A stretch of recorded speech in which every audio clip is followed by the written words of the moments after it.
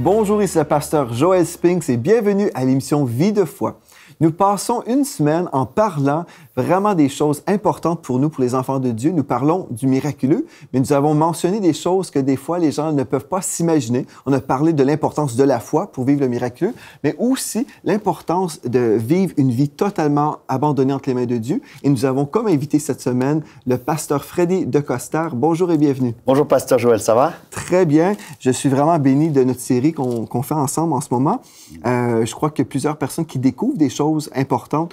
On parle du miraculeux. Des fois, les gens sont toujours impressionnés par le sensationnel. Oui. Mais en fait, vous êtes en train de nous inviter à vraiment entrer dans une posture d'humilité devant Dieu, rechercher vraiment la présence de Dieu en s'examinant soi-même, en fait, pour réaliser, avons-nous vraiment cet amour pour Dieu? Sommes-nous vraiment abandonnés entre les mains de Dieu? Si nous sommes abandonnés, ensuite, nous pourrons accomplir la volonté de Dieu et être dirigé par l'Esprit de Dieu avec un cœur de compassion pour les perdus.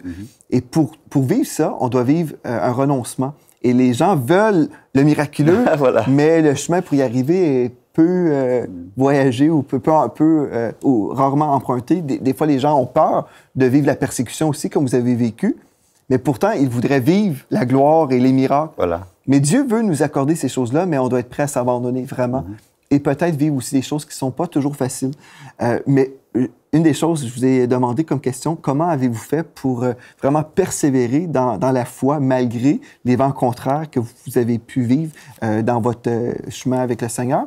Et une chose importante, je crois, pour arriver à vivre ce que vous avez vécu et demeurer sur la piste avec Dieu, c'est d'être un intime de Dieu. Oui. Comme vous avez mentionné, vous aimez le Seigneur, mais vous trouvez votre refuge en Dieu également. Amen. L'intimité avec le Saint-Esprit. Donc, aujourd'hui, on va parler du Saint-Esprit, de la présence de Dieu dans nos vies. Donc, j'aimerais ça vous inviter un peu à me partager ce que vous avez reçu de la part de Dieu en ce qui concerne vraiment l'importance de l'intimité avec Dieu. Oui, merci, pasteur. Cette question est centrale. Oui. Quand nous voyons le ministère de Jésus, nous devons toujours nous référer à l'exemple suprême qui est Jésus. On peut se référer au Père de l'Église, on peut se référer aux coutumes, aux traditions qui sont les nôtres. Nous en avons tous besoin, mais la référence ultime, pour ne pas dire unique, parce qu'on est éduqué dans une culture, mais ultime, celle qui est notre étalon, c'est Jésus. Oui. Et si vous regardez dans son ministère, à chaque fois, il allait se retirer pour prier. Jésus se retira pour prier. Jésus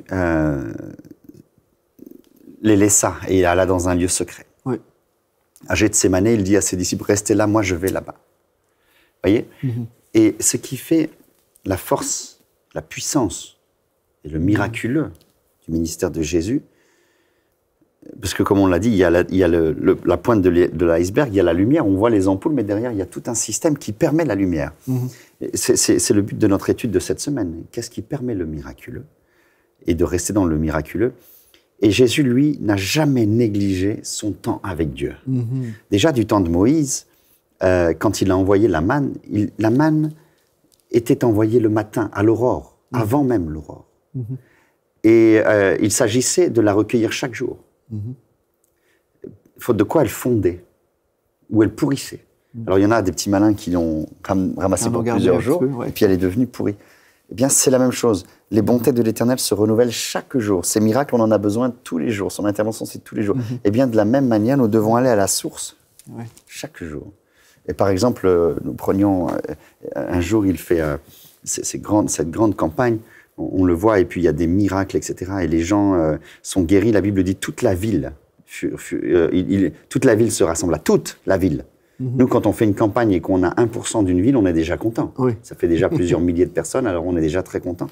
Mais lui, c'est toute la ville. Et il guérit beaucoup de malades et chassa beaucoup de démons. Et qu'est-ce qui se passe? Juste après, il est écrit, il se retira. Dans Marc au chapitre 1, d'accord? Marc chapitre 1. Il se retira pour aller prier. Alors, donc il se leva de bon matin, il se retira. Donc, imaginez, la campagne s'est terminée à point d'heure. Comme je vous ai dit, s'il y a 40 000 personnes, ça dure des heures, je peux vous le dire. Hein, d'accord. Alors, par expérience. Et donc, voici qu'il se retourne. Il a peut-être dormi juste une paire d'heures, mais il pouvait continuer, mais il ne pouvait surtout pas commencer le lendemain sur ses propres forces. Donc, il préfère ne pas dormir, ou dormir vraiment 1 heure ou 2, j'imagine, ou 3 heures. Il se lève et il se retira dans un lieu désert pour prier. À ce moment-là, les disciples viennent, ils le dérangent en pleine nuit. Et ils lui disent, maître, tous te cherchent. Quand je lisais ça, je me disais, ah mais ça c'est vraiment incroyable. Il va leur dire, écoutez, foutez-moi la paix 5 minutes, j'étais avec vous toute la journée, la nuit, n'est-ce pas? Maintenant, je vais prier un peu, je vais peut-être trouver un petit lac et puis me baigner un peu, etc. Et donc, j'ai pensé qu'il avait besoin de se ressourcer. Nous, on dit ça, laissez-moi, on laisse les gens de nos églises parfois. Bon, c'est vrai, il faut prendre soin de la famille, tout ce que vous voulez. Mais de manière très surprenante, Jésus leur répond et il leur dit, allons aussi dans les bourgades et dans les villes voisines pour que j'y prêche. Pasteur, pour que j'y prêche. Et il dit, car c'est pour cela que je suis venu. Jésus connaissait son but. Jésus-Christ connaissait son but, n'est-ce pas? Alors, on voit ici, bien entendu, son but, on en a déjà parlé, la compassion, l'amour, les foules qui sont sans berger, etc. Mais il trouve sa force dans son intimité avec Dieu. Et nous aussi, quand les préoccupations viennent, les factures à payer, les choses, dès que le matin se lève, les enfants qui se lèvent, si nous n'avons pas pu prendre de l'intimité avec Dieu, je vous promets, pasteur, on n'a plus le temps après.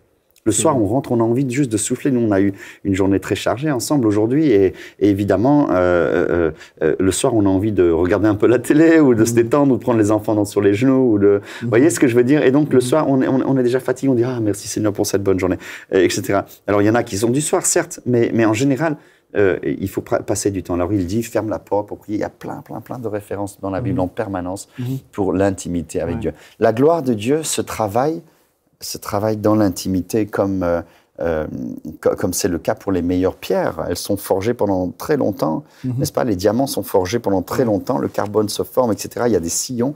Et puis un jour, quelqu'un vient pour déterrer, et là, soudainement, ça brille devant tout. Eh bien, je pense qu'on peut faire le ministère comme des professionnels, comme je l'ai déjà dit, mais en général, ça crée les fruits de la chair. Et alors, on fait des fabriques, etc. On ne prêche que ce que les gens ont envie d'entendre, etc. Parce que comme ça, on s'assure leur bien vouloir et leurs finances, etc. Mais Dieu ne nous a pas appelés pour cela. Et donc, nous devons rechercher le conseil de Dieu. Et pour terminer, je dirais que nous en parlions ensemble, pasteur, c'est que le Proverbe 25, verset 2, nous dit « La gloire de Dieu, c'est de cacher les choses ». Et nous sommes ces trésors. Et il dit d'ailleurs, prenez les scories un peu plus tard, etc. Et enlevez les scories des métaux, enlevez des pierres, etc. On pourrait parler un peu de comment on fait de l'or, si vous voulez. Et ça, c'est un grand miracle. C'est un grand miracle de pouvoir essayer de désirer, de chercher Dieu. Parce que dans sa présence, c'est là que le miraculeux arrive. C'est là que le miracle. Une des choses importantes, je pense aussi qu'on doit mentionner, vous avez mentionné, l'importance d'avoir cette communion avec le Seigneur, mais comme aujourd'hui, nous avons passé beaucoup de temps à travailler dans l'œuvre de Dieu, mais le soir, personnellement, moi, je suis fatigué. Oui, bien sûr. Et la majorité des êtres humains, je pense, nous sommes fatigués à ce soir-là, n'est-ce pas? Sinon, on ne s'endort pas.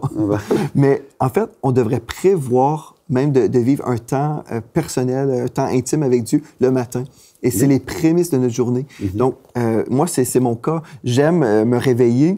Et même, j'ai pris une décision en 2017 que je ne faisais pas avant, mais Dieu voulant, je vais garder cette bonne résolution. Mais ce que je veux faire, c'est ne pas lire des courriels avant l'après-midi. Exactement. Parce qu'avant, je pouvais prier, prendre mon temps avec Dieu.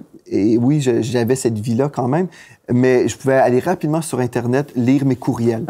Et on peut se faire voler notre temps. Mais si on veut vivre la gloire de Dieu, on veut vivre l'intimité avec Dieu, bien, on doit faire plus de temps pour le Seigneur. Et c'est une chose que moi, personnellement, j'ai pris comme décision. Je veux passer vraiment du temps, mon avant-midi avec le Seigneur.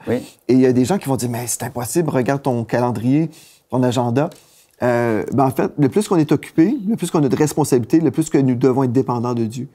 Parce que dans ces moments-là, Dieu nous parle, pasteur. Et nous devons être seul à seul avec lui pour qu'il nous parle un jour dans la prière, comme ça. Alors, je pourrais vous en donner des centaines de témoignages comme celui-ci. Mais un jour dans la prière, le Seigneur me parle pour quelqu'un, et il me montre la tentation que cet homme avait. Alors, c'était quelqu'un qui avait vécu une vie dans l'homosexualité, et c'était un chrétien.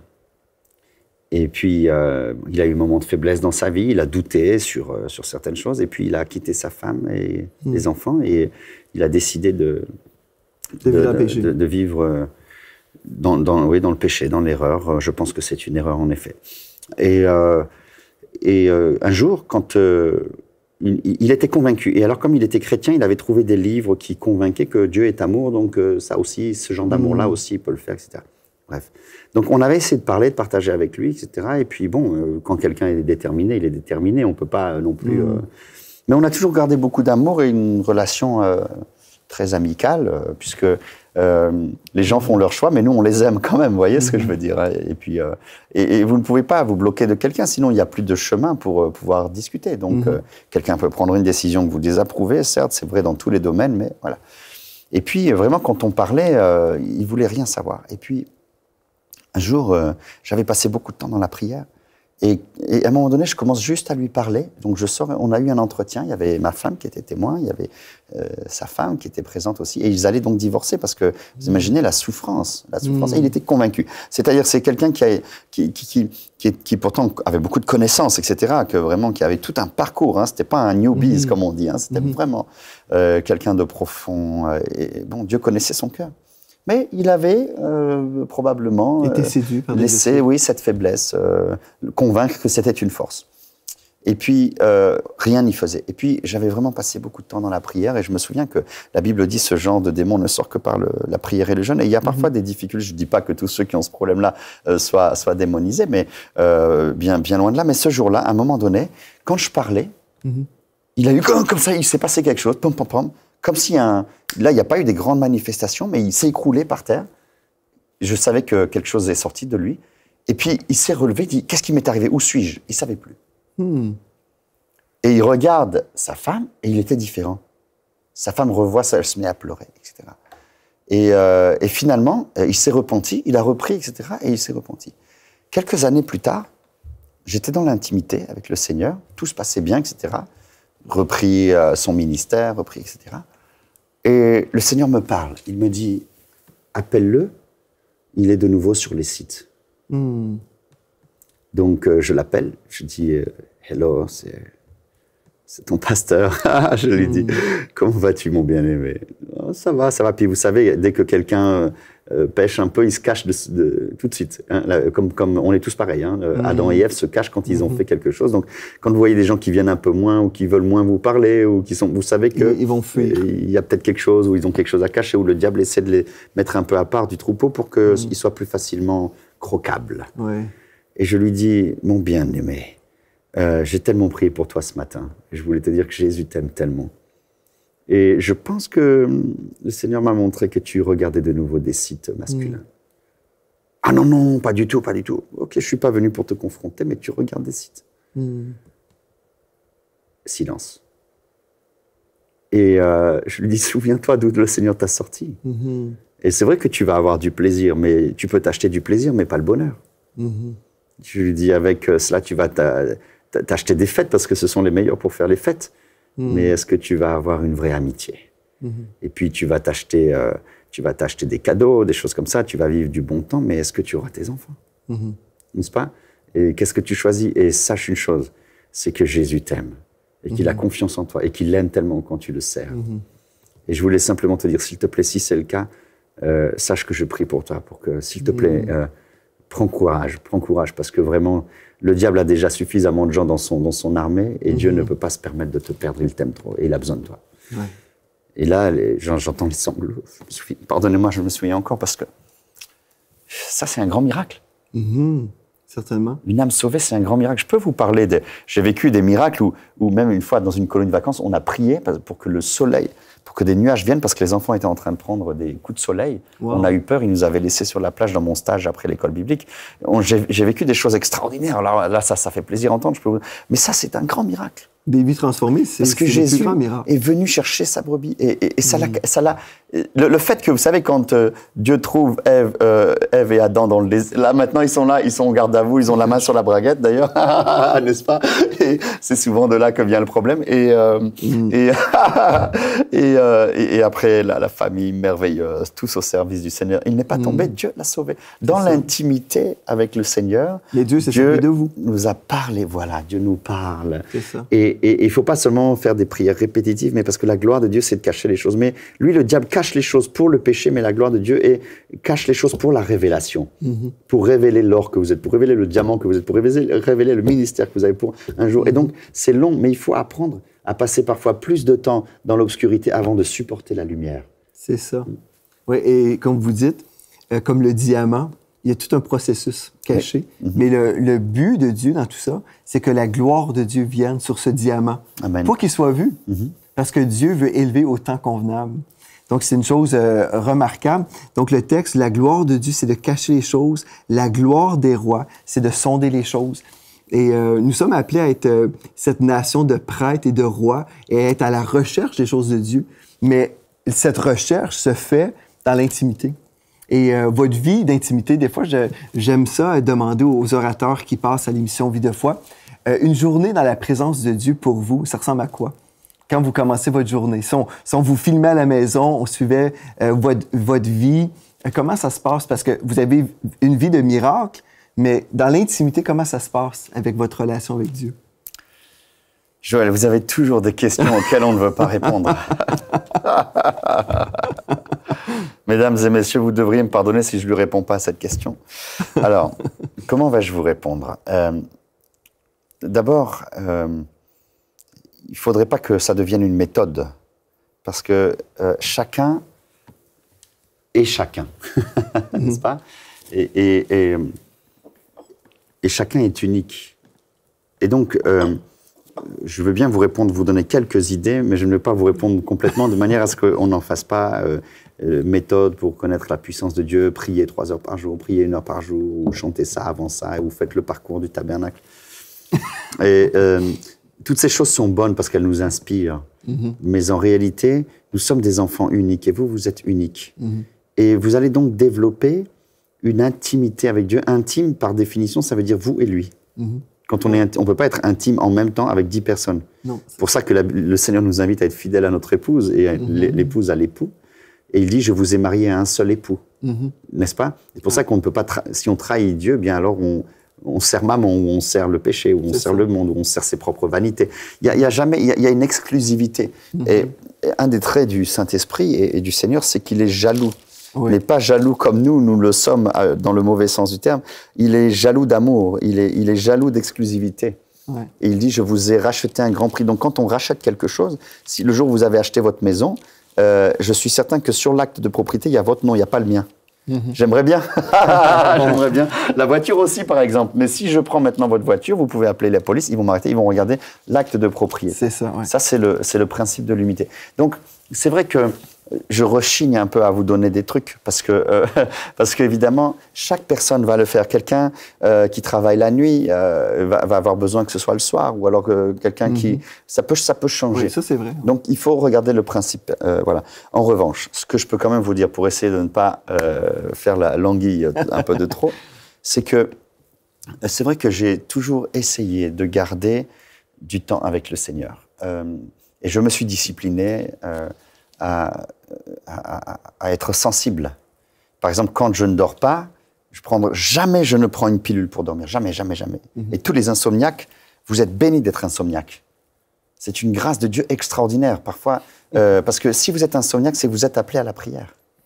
Au lieu de prendre une pilule, levez-vous, passez du temps dans la présence de Dieu. Au lieu de vous lamenter sur votre sort, lamentez-vous sur la souffrance des gens. Et dites-vous que peut-être Dieu peut faire de vous un intercesseur, n'est-ce pas? Donc moi, j'aime me lever le matin. Je me lève toujours très, très tôt le matin. Et donc, ça change tous les jours parce que si je rentre à 1h du matin, donc tôt, c'est pas la même valeur que si je me suis couché à 9h du soir. Donc, j'essaie de voir aussi que mon corps puisse tenir bon, mais je passe toujours beaucoup de temps dans le Seigneur. Alors, j'ai dû faire comme vous aussi, de faire attention de ne pas regarder mon téléphone et les Skype et tout ce avant de venir dans la présence de Dieu pour pas être pollué. Et ça, c'est une grande discipline. Donc, c'est vrai que maintenant, j'ouvre mon téléphone après. Je ne suis pas toujours parvenu à le faire. Et donc, j'essaie toujours de passer du temps dans le Seigneur. Mais ça change tout le temps. Un jour, je vais avoir envie d'adorer, donc j'adore. Puis un jour, je vais être en colère contre Dieu. Alors, quand c'est comme ça, je vais lui dire. Vous savez, la moitié des psaumes sont des psaumes d'imprécation. David dit, oui, mes ennemis m'ont trahi, tue-les, égorge-les, fais passer les taureaux de Basan sur eux, etc. Ou parfois il dit, mon cœur dans Psaume 51, est comme de la cire qu'ils font, etc. Il se moque de moi, il se plaint. Parce que la prière est un endroit pas seulement technique, la prière est l'endroit où on a le droit de décharger tous nos états d'âme dans le Seigneur. Et justement, si le Seigneur dit « enferme-toi dans ta chambre », c'est pour qu'on n'entende pas nos bêtises, nos humeurs. C'est pour que la femme, quand tu as envie de divorcer de ta femme parce qu'elle t'a énervé ou parce que je ne sais pas quoi, ne me dites pas que ça nous arrive jamais. Nous sommes humains, n'est-ce pas? On regarde et puis on se lasse. Alors on dit, oh là là, oui, bah, si j'avais un tel, regarde, la blonde et tout, elle a maquillée. Moi, ma femme, c'est pas maquillée pareil. Bah oui, mais enfin bon, elle a travaillé pour vous faire à manger avant d'arriver, etc. Alors on a de ce genre de pensées qui peuvent arriver. Eh bien, dans ces cas-là, le Seigneur nous dit dans Matthieu 6, ferme la porte. Et là, dans le lieu secret, ton Père t'entend, ton Père te répondra. Ouais. Donc, la prière, c'est le lieu où on a le droit de tout dire au Seigneur. Et justement, si on le dit au Seigneur, c'est comme le confessionnal, c'est pour ne pas le dire aux autres, que ta colère ne se couche pas, que le soleil ne te couche pas sur ta colère. Eh bien, quand tu es en colère, va en prière. Dis-le, j'en ai ras-le-bol, Seigneur. Moi, j'ai été parfois comme ça, quand on m'avait trahi, que Dieu ne me répondait pas pendant des mois et des mois. Je me souviens un jour, je n'avais pas envie de prier, mais j'avais pris l'habitude de m'autodiscipliner. Alors, un jour, je ne voulais même plus parler à Dieu, en 2011. Tellement j'étais écœuré. Il m'avait abandonné, tout le monde m'avait abandonné, les calomnies, les huissiers, les choses comme ça, c'était une horreur. Et quand une épreuve dure quelques jours, ça va, mais nous, ça fait 8 ans qu'on a eu d'épreuves qui sont insupportables. 8 ans sans vacances, sans un jour de congé. Peut-être un jour de congé par an, allez, on va dire. Mais et encore, on ne peut pas parce qu'on est occupé. Donc, il y a des moments donnés où j'avais besoin de... Et je me souviens un jour, je me suis levé en pleine nuit et je suis resté comme ça, à genoux. Puis-je me permettre, n'est-ce pas? Je me suis mis comme ça, j'étais à genoux au bord de mon lit, j'avais même pas envie d'aller dans mon lieu, dans mon bureau. Et puis ma femme dormait, et puis je suis resté comme ça. Et je dis, De Coster, tais-toi. Parce que je savais que si j'allais parler, j'allais pécher par mes paroles, parce que j'étais vraiment fâché. Je me sentais abandonné. Mais d'un autre côté, je disais, mon âme, soumets-toi au Seigneur. Si tu ne peux pas marcher, marche à genoux. Et tais-toi. Et j'avais pas envie de lui parler. Donc je suis resté comme ça. Pendant au moins 2 heures. J'avais mal, je me changeais parfois, je mettais un coussin en dessous parce que en vieillissant, on a mal aux articulations, on a plus de 20 ans maintenant. Et puis je suis resté comme ça une bonne partie de la nuit. Et puis à la fin, je dis, j'ai pas envie de te parler, mais je t'aime quand même. Et je suis allé me recoucher. Vous voyez? Alors, bien sûr, ça c'était un des moments qu'il faut peut-être pas donner comme exemple à la télévision parce que c'est pas bon, c'est pas glorieux. Mais je pense quand même que, bien sûr, je peux vous dire les moments où la gloire de Dieu descend. Ça m'est arrivé une fois d'être emporté, comme disait l'apôtre Paul, il ne m'est pas permis d'en parler dans 1 Corinthiens 14, n'est-ce pas? Parce que j'ai vu des choses glorieuses. Et ça m'est arrivé aussi un jour, j'ai eu la chance de Enfin bon, voilà. Mais voilà, je pense que l'intimité avec le Seigneur, c'est la vérité. L'esprit de vérité. Authentique. En gros, c'est ça, vous êtes être authentique avec Dieu. Alors que ce soit 1 heure, 2 heures, qu'un jour vous n'ayez pas le temps parce que vous allez accoucher et que vous passiez juste une seconde. Je peux vous dire un mot qui risque de vous faire rire ou de vous choquer. Spurgeon a fait tout un sermon, à l'époque, je ne me souviens plus du numéro de son sermon, et il parlait de la prière éjaculatoire. Aujourd'hui, ça n'aurait pas le même sens, n'est-ce pas? Mais je le dis quand même parce que c'est le titre de son sermon. Et c'était incroyable parce qu'il expliquait, vous êtes en train de travailler, puis vous n'avez pas le temps, mais vous pouvez être prié sans cesse, comme disait l'apôtre Paul. Vous pouvez faire une petite prière, n'est-ce pas, qui sort de vous comme ça, notre Seigneur, merci de me bénir. Avant de signer un contrat ou de lire un contrat, Seigneur, donne-moi ta sagesse. Vous êtes ensuite là occupé. Donc bien sûr, il y a le temps avec Dieu, mais être avec Dieu en permanence, vivre avec Dieu, eh bien, on peut aussi utiliser, là, je vous ai vu cette semaine, vous avez été extrêmement pris. Bon, mais il y a des semaines où vous avez plus de temps que d'autres. Ne nous culpabilisons pas. Le Seigneur sait toutes choses. Donc, vous pouvez, par exemple, faire une prière dans votre voiture un peu plus. Mais quand même, la prière dans la voiture, ça, c'est d'être en prière. Mais le temps avec Dieu, il faut vraiment le faire parce que c'est là où on se décharge. Là, j'ai parlé des émotions négatives. Mais vous savez, quand on veut faire un diamant, on enlève le noir d'abord, on enlève le carbone, etc., pour que ça sorte. Mais il y a aussi tous les moments positifs de louange et de gloire dans la présence de Dieu. Absolument. Donc, vous parlez d'être vraiment authentique. Une des choses, des fois, quand les gens sont en colère contre Dieu, une leçon que je dis aux gens, je trouve que c'est important, sachez ceci, que Dieu a toujours raison. Vous pouvez vous mettre en colère, mais Dieu ne changera pas. Mais des fois, comme vous dites, vous êtes honnête, transparent devant Dieu, et Dieu connaît toutes choses de toute façon. Mais ça nous sauve. Ouais. Parce que si j'étais resté à dormir, à tourner, j'aurais continué mes mauvaises pensées, tandis que là, je me suis calmé comme un geyser qui sort et qui soudainement se calme. Ouais, la présence de Dieu est belle. Oui, gloire à Dieu. Donc, on peut être honnête avec Dieu, authentique, parce que Dieu nous connaît de toute façon et Dieu ne nous rejettera pas. Il va nous accueillir et après, il va nous dire « J'ai raison. » Dieu a toujours raison. Mais une des choses que je veux souligner, un texte de la parole de Dieu dans Ésaïe 61, Nous avez parlé de délivrance. Et quand nous sommes dans la présence de Dieu, Dieu révèle des choses, mais le cœur de Dieu, c'est toujours de libérer les captifs, n'est-ce pas? Donc, dans Ésaïe 61, le premier verset, il est écrit, c'est un passage prophétique parlant de Jésus. « L'Esprit du Seigneur, l'Éternel, est sur moi. Car l'Éternel m'a oint pour porter de bonnes nouvelles aux malheureux. » C'est pas pour vous dire, bien, vous allez demeurer comme ça, mais Dieu veut vous changer. « Il m'a envoyé pour guérir ceux qui ont le cœur brisé, pour proclamer aux captifs la liberté et aux prisonniers la délivrance, pour publier une année de grâce de l'Éternel. » On va s'arrêter là.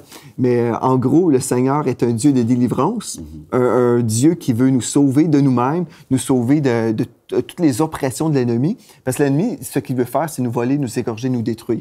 Mais Jésus est venu nous donner la vie et la vie en abondance. Mais pour y arriver, on doit céder la place à Dieu dans notre vie. Et comme vous dites, vraiment devenir un intime de Dieu. Et c'est dans l'intimité, dans notre... en anglais, on dit closet, prayer closet, mais en français, c'est garde-robe, je sais pas. Non, ouais, non, alors ça n'irait pas. Comment on dit, non, en français? Le lieu secret. Dans le lieu secret, ou alors c'est plus beau. ou dans sa chambre, ou dans son bureau. Dans sa chambre, oui. Dans la parole, c'est ça, c'est dans sa chambre. Mais dans un temps privé. Et des fois, les gens, par exemple, me disent, bien, pasteur, moi, j'ai pas vraiment le temps, je prie dans ma voiture. Moi, je dis, c'est bien de prier dans sa voiture, parce que c'est bien de prier partout. Mais... je pense des fois, on s'excuse parce qu'on se dit, ben je suis trop occupé, mais en fait, nous avons tous 24 heures par jour. Donc, je pense qu'on doit aussi être honnête avec nous-mêmes. On est honnête envers Dieu des fois, mais être honnête envers nous-mêmes et dire, peut-être, j'ai besoin de trier mes priorités. Oui, parce que c'est mieux d'avoir le Saint-Esprit comme associé. Oui. Ça va plus vite. Que de forcer parfois, quand tout on se dit, j'ai pas le temps, en fait, on a le temps de perdre du temps. C'est ça. Parce que, humainement parlant, pousser un rocher tout seul, pour déplacer les montagnes, il vaut mieux avoir son aide. Exactement. Donc, il faut passer du temps avec lui. Oui, et on gagne du temps. Parce que peut-être vous allez vous économiser un temps à la cour parce que quelqu'un va pas vous traîner en cours parce que vous avez eu le conseil de Dieu qui vous a évité tel problème. Peut-être au lieu d'attendre des heures de temps dans une clinique, dans une salle d'attente pour voir un médecin, peut-être juste en passant du temps avec Dieu, vous recevez une guérison surnaturelle. Voilà, c'est ça. Gloire à Dieu. Donc, passer du temps avec le Seigneur. Cette émission aujourd'hui, c'était vraiment sur l'intimité avec Dieu qui mène à une délivrance pour vous, pour les personnes qui vous entourent. On dit gloire à Dieu pour ça. Merci, pasteur Freddy, d'avoir été là. Merci. Aujourd'hui, on va poursuivre demain en parlant encore du miraculeux. Préparez-vous à vivre votre miracle. C'est pas quelque chose d'automatique, comme vous avez vu, mais c'est vraiment toute une vie, une recherche d'être abandonné, d'être dans la foi, d'être dans la compassion, dans l'amour. Et c'est merveilleux parce que le Seigneur est à l'œuvre parmi nous. Donc, merci à vous également d'avoir été là. D'ici à demain, vous pouvez visiter le site web enseigne-moi.com pour voir des archives de l'émission Vie de foi. Et certainement, soyez richement bénis.